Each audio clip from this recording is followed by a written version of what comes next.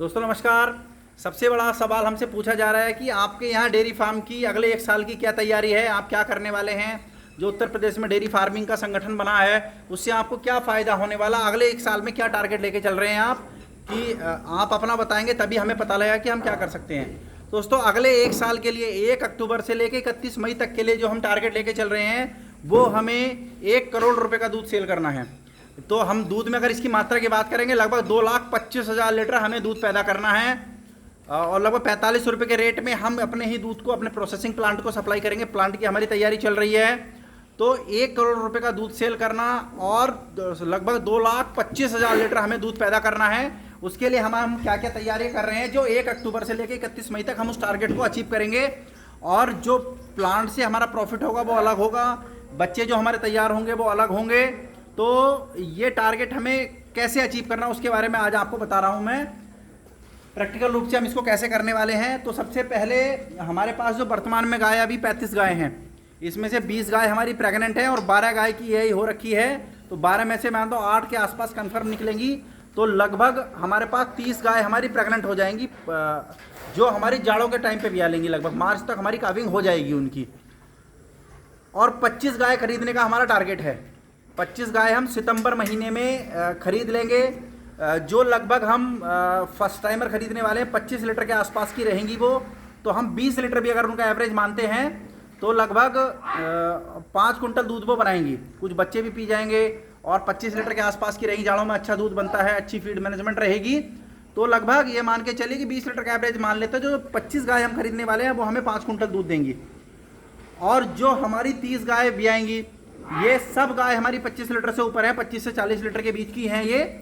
तो अगर इनका 30 लीटर ही मान लेते हैं तो 8-9 कुंटल दूध लगभग इनका रहेगा और 5 कुंटल दूध उनका रहेगा, 14 कुंटल। अगर सबकी काविंग हम एक साथ मान लें तो लगभग 13-14 कुंटल दूध हमारे यहाँ उत्पादित होगा। लेकिन ये एक साथ नहीं भी आने वाली हैं, बच्चा ये अलग अलग टाइम पे देगी। कुछ नवंबर, दिसंबर, जनवरी, फरवरी, मार्च तक का है। जो 25 गाय आएंगी वो सितंबर में एक साथ आएंगी। तो 1 अक्टूबर से लेकर 31 मई तक जो हमें दूध मेंटेन करना, हमारा जो टारगेट है 1 करोड़ रुपए का दूध सेल करने का, हमें 825 लीटर दूध मेंटेन करना है। तो हमारी प्लानिंग ये है कि अभी हमारे पास लगभग 4.5 कुंटल दूध चल रहा है। कुछ गाय हमारी ड्राई होंगी, सितंबर से हमारी काविंग शुरू हो जाएगी और 25 गाय हमारे पास फ्रेश आ जाएंगी। तो हम लगभग अक्टूबर और नवंबर इन 2 महीनों में हमारा जो दूध रहेगा वो लगभग ये मान के चलिए 7 कुंटल के आसपास रहेगा। और नवंबर में जैसे ही दिसंबर में जैसे ही हमारी काविंग स्टार्ट हो जाएगी, हमारा जो दूध एकदम से हमारी लगभग 10-15 गाय नवंबर में ब्याने वाली हैं, कुछ दिसंबर में ब्याने वाली हैं।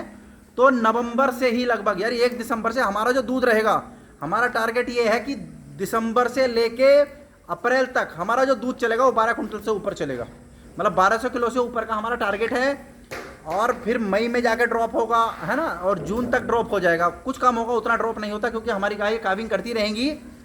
तो हमें इस पीरियड के लिए अपना जो टारगेट है 1 करोड़ रुपए का दूध सेल करने का, उसके हिसाब से हमें 825 लीटर दूध मेंटेन करना है। तो सर्दियों के 4-5 महीने में हम 1200 लीटर दूध मेंटेन करेंगे। उससे क्या होगा कि जैसे अक्टूबर में हमारा दूध कम रहेगा और जून के महीने में थोड़ा सा कम हो जाए गर्मी की वजह से, या गाय ड्राई भी हो जाएंगी बहुत सारी। तो उस हिसाब से देखा जाए तो हमें 825 लीटर दूध मेंटेन करना है। तो सर्दियों का हमारा टाइम रहेगा, उस टाइम पे हम 12 कुंटल दूध चलाने की कोशिश करेंगे 3 से 4 महीने। तो वो हमारा एवरेज पूरा बराबर करके लेके जाएगा। तो ये हम टारगेट लेके चल रहे हैं, देखते हैं हम कितना अचीव कर सकते हैं। वैसे तो हमारा पूरा अचीव करने का टारगेट है क्योंकि गाय 25 की जगह हम 30 भी परचेज कर सकते हैं। हमारे पास जगह प्रॉपर बनी हुई है। टारगेट यही है, 1 करोड़ का दूध हम सेल करेंगे। 45 रुपये के रेट में हमने कैलकुलेशन लगाई है। तो ये तो हो गया हमारा जो हम दूध से करने वाले हैं। इसमें कितना अचीव कर सकते हैं तो प्रकृति पे निर्भर करेगा, क्योंकि हमें दिक्कत बिल्कुल नहीं है। क्योंकि संगठन हमारे साथ खड़ा है। संगठन में सुनील बेनीवाल जी को हमने पूरी जिम्मेदारी दे दी है, क्योंकि कि हम इंडिविजुअल रूप से भी उनको जिम्मेदारी दे रखी है कि जी हमें अपने यहाँ कोई दिक्कत, जो न्यूट्रिशन आपको देना है वो दीजिए, जो फॉर्मुलेशन आप बना रहे हैं फीड की वो बनाइए। श्री कालरा जी और अध्यक्ष जी को हमने स्पेशली ये बोल दिया है कि मुझे 12 कुंटल दूध मेंटेन करना है सर्दियों में, बिना बीमारी के और बिना दिक्कत के। फीड आप जो मर्जी डालिए, मुझे कोई मतलब नहीं है। जो मर्जी आप न्यूट्रिशन डाल लिए, सैबी से बन के आएगी, कालरा जी उसको देखेंगे, तो मुझे कुछ फर्क नहीं पड़ता। आप फीड मुझे 3 रुपये महंगी दीजिए, सारे न्यूट्रिशन डाल दीजिए जो गाय को चाहिए। क्वालिटी से कोई कंप्रोमाइज नहीं करना है। मुझे 1 करोड़ का दूध सेल करना है, मेरा 5 लाख का प्रॉफिट अपना कम हो जाए, मुझे कोई फर्क नहीं पड़ता, बशर्ते मुझे टेंशन नहीं चाहिए। बिल्कुल रफ एंड टफ फार्म चलाना है। तो संगठन के थ्रू हमने जिम्मेदारी दे दी है सुनील बेनीवाल को न्यूट्रिशन की, जो फीड की क्वालिटी की रहेगी और फीड की जो सप्लाई की रहेगी और बनाने की वो माननीय श्री सुनील कालरा जी की है। और मैनेजमेंट का जो पार्ट रहेगा वैक्सीन का है जिसमें, है ना, और बाकी चीज़ों की अवेलेबिलिटी की रहेगी वो श्री अध्यक्ष जी देखेंगे। तो हमारा जो अपना टारगेट है, संगठन तो चलो हम चला ही रहे हैं, लेकिन सबसे पहले हमारा फार्म चलेगा, हमें प्रॉफिट होगा जब भी हम लोग कुछ कर सकते हैं, अदरवाइज हम सर्वाइव नहीं कर सकते। तो सबसे पहले हमें अपना डेयरी फार्म चलाना है। तो 1 करोड़ का दूध सेल करना, ये मैंने आपको बता दिया हम लोग कैसे करने वाले हैं, ये बिल्कुल प्रैक्टिकल है। आवश्यकता पड़ेगी तो 5 गाय हम फालतू भी खरीद लेंगे, लेकिन टारगेट यही रखना है। दूसरा टारगेट हमारा है जो पैसा कमाने का है, मैं आपको बता रहा हूँ, हम प्रोसेसिंग प्लांट की तरफ जा रहे हैं। लगभग 5-7 दिन में काम शुरू हो जाएगा हमारा। और दिवाली से 15 दिन पहले हम एक जसपुर शहर पड़ता हमारे आसपास, हम उसमें एक आउटलेट बना रहे हैं और हम डिजिटल भी जाएंगे और चौहान फार्म्स के नाम से हम रजिस्ट्रेशन लेंगे। उसमें हम जो घी रहेगा शुद्ध घी बनाएंगे हम बिनोला प्रोसेस से, और मस्टर्ड हनी उसमें मस्टर्ड ऑयल लेके आएंगे, क्योंकि हम खुद एग्रीकल्चर के हम किसान हैं, हमारे पास अपनी फार्मिंग है। हम फील्ड से सरसों इकट्ठा करके एक अच्छी चीज़ पहुंचाएंगे। और तीसरा हमारा रहेगा हनी का, हमारा पुश्तैनी काम है। जो हमारा भाई है मुकुल, जो अक्सर कैमरामैन है, वो एक प्रोफेशनल बी कीपर है और लगभग 17-18 साल से प्रोफेशनल बी कीपर है वो। तो जो ये एक ना हमारे बहुत से फार्मर्स की डिमांड है, बहुत जो लोग हमसे जुड़े हैं कि आप हनी का काम करते हैं तो अच्छा हनी हो। आजकल बाजार में मिलावटी शहद बहुत है, आप बोले दवाइयों के लिए जो हमें शहद चाहिए उसकी भी कीजिए। तो हम चौहान फार्म्स के अंदर ये 3 चीज़ें रखेंगे। जो भाई मेरा मुकुल है वो बी कीपिंग का पूरा एक्सपर्ट है, वो उसको देखेगा। और मस्टर्ड ऑयल के लिए हम मस्टर्ड को वो परचेज करेंगे, और जो डेयरी प्रोडक्ट रहेंगे घी वो हम अपने यहाँ तैयार करेंगे। तो ये हमारा प्रोसेसिंग का रहेगा। प्रोसेसिंग में हमारा टारगेट ये है कि हमें जो हम दूध 45 रुपये में अपने जो प्लांट को सेल करेंगे, क्योंकि हमें डेयरी का प्रॉफिट अलग देखना, डेयरी की मैन पावर अलग रहेगी, बजट अलग रहेगा। और प्रोसेसिंग में हमारा जो टारगेट है ज़्यादा कमाने का नहीं है, 10 रुपये किलो हमें टारगेट लेना है। तो वो देखते हैं, जैसे 2 लाख क्विंटल 2-2.5 लगभग 2-2.25 लाख लीटर हम दूध पैदा करेंगे। अगर हम 10 रुपये भी करके चले गए तो जितनी मतलब वही 20-25 लाख रुपए के आसपास एस्टिमेट बैठता है प्रॉफिट का हमारा उसमें।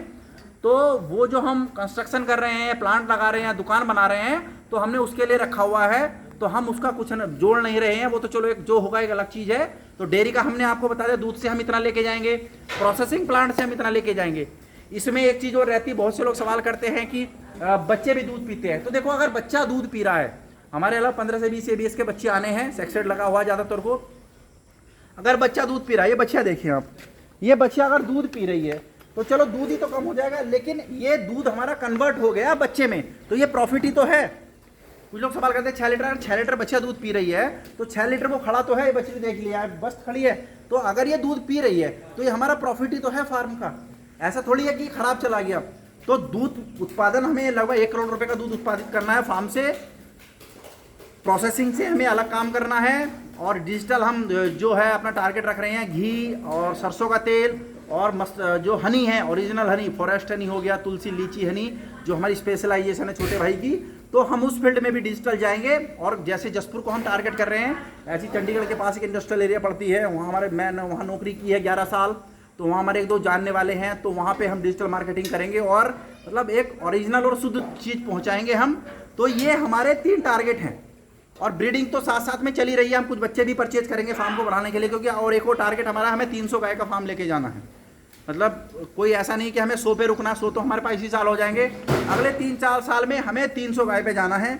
ये हमारा टारगेट है। कितना अचीव हो सकता है ये तो प्रकृति पर, ईश्वर पर और किस्मत पर और हमारी मेहनत पर निर्भर करेगा। तो हमारी मेहनत में तो कोई कमी नहीं है।